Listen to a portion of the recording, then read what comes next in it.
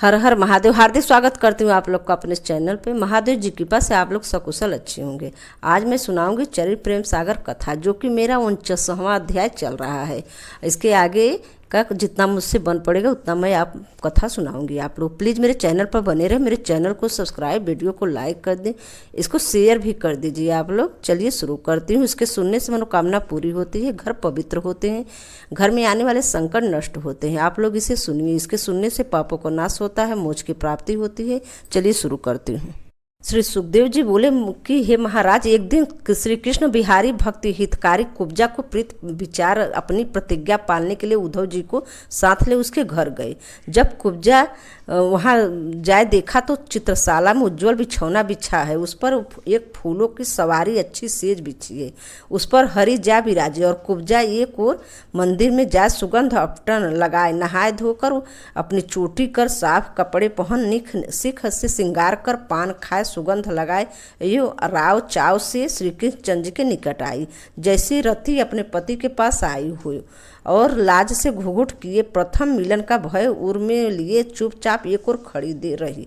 देखते ही श्री कृष्ण चंद्र ने आनंद कंद से उसे हाथ से पकड़ अपने पास बैठा लिया और उसका मनोरथ पूर्ण किया।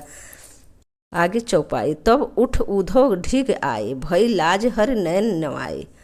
महाराज योग कुब्जा को सुख दे उद्धव जी को साथ ले श्री कृष्ण ने फिर घर आए और अंकुर जी कहाँ थे और तुम्हारा घर देखने आएंगे, तो पहले तो वहाँ चलिए, पीछे हम उन्हें हस्तिनापुर को भेजे और वहाँ के समाचार मंगाइए। इतना कहकर दोनों भाई अंकुर के घर गए। वहाँ प्रभु को देखते ही अति सुख पाए, प्रणाम कर चरण रज सिर नवाए, हाथ जोड़ विनती कर बोले, हे कृपानाथ, बड़ी कृपा की जो दर्शन दिया और मेरा घर पवित्र किया। यह सुनकर श्री कृष्ण जी बोले, काका ऐसी बात क्यों कहते हो, हम तो आपके लड़के हैं। यूँ कह कर फिर सुनाया कि काका, आपके पुण्य से असुर तो सब मारे गए और एक ही चिंता हमारे जी में है कि पांडु वैकुंठ सिधारे और दुर्योधन को साथ 5 भाई हैं दुखी हमारे। चौपाई। कुंती फूफी अधिक दुख पावे, तुम बिन जाए कौन समझावे। इतनी बात सुनते ही अंकुर जी ने कहा, आप इस बात की चिंता न कीजिए, मैं हस्तिनापुर जाऊंगा और उसे समझाए वहाँ की सुध ले आऊँगा। इसके 49वां अध्याय समाप्त। आगे का 49वां अध्याय चलिए शुरू करते हैं। श्री सुखदेव जी बोले, हे पृथ्वीनाथ, जब श्री कृष्ण चंद्र जी ने अंकुर के मुख से सुना तब उन्हें पांडवों की सुध लेने को विदा किया। वे रथ पर बैठकर चले। एक दिन बाद मथुरा में हस्तिनापुर पहुंचे। रथ से उतर जहाँ राजा दुर्योधन अपनी सभा में बैठा था वहाँ जा गुहार कर खड़े हुए और उन्हें देखते ही दुर्योधन सभा समेत उठकर मिला और अति आदर मान सम्मान से अपने पास बैठा और उनकी कुशल क्षेम पूछ बोला। ऐसा जब दुर्योधन ने कहा तब अंकुर चुप हो रहा और मन ही मन कहने लगा कि यह पापियों की सभा है, यहाँ मुझे रहना उचित नहीं, क्योंकि मैं जो रहूँगा तो ऐसी ऐसी अनेक बातें कहेंगी, सो मुझसे कब सुनी जाएगी। इससे यहाँ रहने में लाभ नहीं है। यह विचार कर अंकुर जी वहां से उठ विदुर को साथ ले पांडु के घर गए। वहां जाए देखा तो कुंती तो पति के शोक से व्याकुल हो रही है। वे उसके पास जा बैठे और बोलने लगे समझाने की, हे बहन, विधना से किसी कुछ का बस नहीं चलता, इससे मनुष्य को चिंता करना उचित नहीं, क्योंकि चिंता किए कुछ हाथ नहीं आता, केवल चित्त को दुख देना है। जब समझाए बुझाए कि अंकुर जी ने कुंती से कहा तब वह सोच समझ कर चुप हो रही और इनके कुशल पूछ बोली, अंकुर जी हमारे माता पिता और भाई वासुदेव जी के कुटुंब सहित भले हैं और श्री कृष्ण बलराम युधिष्ठिर भीम अर्जुन नकुल सहदेव अपने इन 5 भाइयों के सुध करते हैं। यो तो यहाँ देख समुद्र में पड़े हैं, यह तो यहाँ दुख समुद्र में पड़े हैं, वे उनकी रक्षा कब आए करेंगे। हमसे अब तो अंधे धृतराष्ट्र का दुख सहा नहीं जाता, क्योंकि वह दुर्योधन की मति से चलता है, इन 5 को मारने का उपाय करता है। कई बार तो विष घोल दिया, सो मेरे भीमसेन ने पी लिया। इतनी कथा कुंती को पुनः बोली, कहो अंकुर जी, जब सब कौरवों के वैर कर रहे हैं तो बालक किसका मुख देखे और नीचों से बीच कैसे हुए सयाने। यह दुख बड़ा है, जैसे हिरणी झुंड से बिछुड़ करती है त्रास, तैसे ही सदा रहता हूँ उदास। इसके आगे चौपाई। नीके सूरसेन वसुदेव, नीके हैं मोहन बलदेव, उग्रसेन राजा के हिते, नाहीन काहू के सुध लेते, पुत्र ही मार कहरत है राज, तिनके न काहू सो है लाज, जिन कंस अधिक असुरन मारे, सोई है मेरे रखवारे, भीम युधिष्ठिर भाई अर्जुन भाई, इनको दुख तुम कहियो जाई। जब ऐसे दिन हो कुंती ने कहे वचन, तब सुनकर अंकुर ने भर लिए नयन और समझाकर कहने लगे, तुम कोई चिंता मत करो, ये जो पांचों पुत्र तुम्हारे हैं वो सो महाबलशाली यशस्वी होंगे। श्री कृष्ण बलराम ने मुझे आपके पास भेजा है कि फूफी से कहियो कि किसी बात का दुख न पावे, तब वेग ही तुम्हारे निकट आते हैं। इतना कहकर अंकुर जी कुंती को समझाए बुझाए आशा भरोसा दे विदा हो विदुर को साथ ले धृतराष्ट्र के पास गए और उनसे कहा कि तुम पुरखा हो, अति ऐसी अनीति क्यों करते हो? जो पुत्र के बस में हो अपने भाई का राजपाट ले भतीजों को दुख देते हो, यह कहाँ का धर्म करते हो? आगे दोहा। लोचन गए न सूझी, कुल बह जाए पाप की, तुमने क्यों भाई का राज लिया और भीम युधिष्ठिर को क्यों दुख दिया? इतनी बात सुनते ही धृतराष्ट्र अंकुर का हाथ पकड़ बोला कि क्या करूं मेरा? कहा कि कोई नहीं सुनता, यह सब अपनी अपनी मत से चलते हैं, इससे इनकी बातों में कुछ बोलता है। एकांत में बैठा चुपचाप अपने प्रभु का भजन करता हूँ। यह सुन अंकुर जी दंडवत कर हस्तिनापुर से चले मथुरा नगर में आए। तब दोहा। उग्रसेन वसुदेव सो कहो पांड की बात, कुंती के सुत अति दुखित भय छेड़ सब गात। श्री कृष्ण बलराम जी के पास प्रणाम कर हाथ जोड़ बोले कि महाराज, मैंने हस्तिनापुर जाए देखा, आपकी फूफी और पांचों भाई कौरवों के हाथ से महादुखी हैं। आप अंतर्यामी हैं, वहाँ की व्यवस्था और विपरीत कह और कुंती का कहा संदेश सुनाया। विदा हो अपने घर गए और सब समाचार श्री कृष्ण बलदेव भूमि पर का भार उतारने का विचार करने लगे। इतनी कथा को श्री सुखदेव जी मुनि ने राजा परीक्षित को सुनाया कर कहा कि हे पृथ्वीनाथ, यह प्रवचन मथुरा का यश गाया, सो पूर्वार्ध कहा। अब यह इस प्रकार आगे उत्तरार्ध कहूँगा, सो चित्त दे के सुनो। 6वां अध्याय यहीं पे समाप्त। आगे का 9वां अध्याय जो कि उत्तरार्ध कथा प्रारंभ हुआ है। श्री सुखदेव जी बोले कि हे महाराज, जैसे श्री कृष्ण जी सम्राट जरासंध को जीत काल यौवन को मार मुकुट चंद को तार ब्रज को तज द्वारिका में जाए बसे, सोई कथा मैं कहता हूँ। राजा उग्रसेन राजनीति से मथुरापुरी का शासन करते थे और श्री कृष्ण बलराम सेवक की भांति उनकी आज्ञाकारी थे। इससे राजा प्रजा सब सुखी थे, पर एक कंस की रानियां ही अपने पति के शोक से महादुखी थी। एक दिन ये दोनों बहनें अति चिंता कर आपस में कहने लगी, अब अनाथ हो यहाँ रहना भला नहीं, इससे अपने पिता के घर चलकर रहियो सो अच्छा है। महाराज ने दोनों रानियां आपस में सोच विचार कर रथ मंगाए, उस पर चढ़ मथुरा से चली मगध देश में अपने पिता के यहाँ आई और श्री कृष्ण बलराम ने सब असुरों को समेत कंस को मारा है। वैसा उन पर दोनों ने रो रो कर सब समाचार अपने पिता से कह सुना। सुनते ही जरासंध अतिक्रोध कर सभा में आया और कहने लगा कि ऐसा बलि कौन युद्धकाल में उपजा है जिससे यह सब असुरों समेत महाबली कंस को मारा, मेरी बेटी को राण किया। मैं अब अपना सब कटक ले चढ़ आऊँ और यदुवंशियों को समेत मथुरापुरी को जलाए।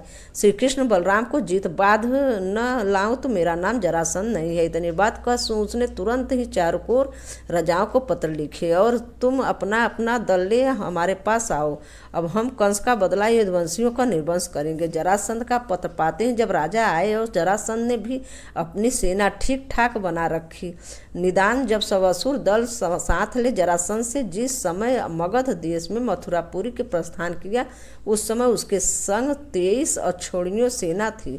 महाराज, जिस काल जरासंध सेना साथ ले धोसा बजाकर चला, उस काल 10 दिशाओं में दिक्पाल में थरथर कांपने लगे और अब देवता मारे डर के भागने और लगे, पृथ्वी डगमग हिलने लगे। निदान कितने ही एक दिनों में चला वह जा पहुंचा और चारों ओर से मथुरापुरी को घेर लिया। जब नगरवासी श्री कृष्ण के पास जा गए, पुकारे कि महाराज जरासंध ने आए, चारों ओर से नगर घेरा है, अब क्या करे। इतनी बात सुनते ही हरि कुछ सोच विचार करने लगा। इतने में बलराम जी ने प्रभु से कहा, महाराज अपने भक्तों को दुख दूर करने हेतु अवतार लिया है। अब अग्नि तन धारण कर असुर रूपी वन को जलाए भूमि का भार उतारिए। सो श्री कृष्ण ने उनको साथ ले उग्रसेन के पास गए और कहा कि महाराज हमें तो लड़ने की आज्ञा दीजिए, अब यदुवंशियों को साथ ले गढ़ की रक्षा कीजिए। इतना कह माता पिता के निकट आया और नगरवासी व्याकुल हो कहने लगे, हे कृष्ण अब इन असुरों का हाथ से कैसे बचे।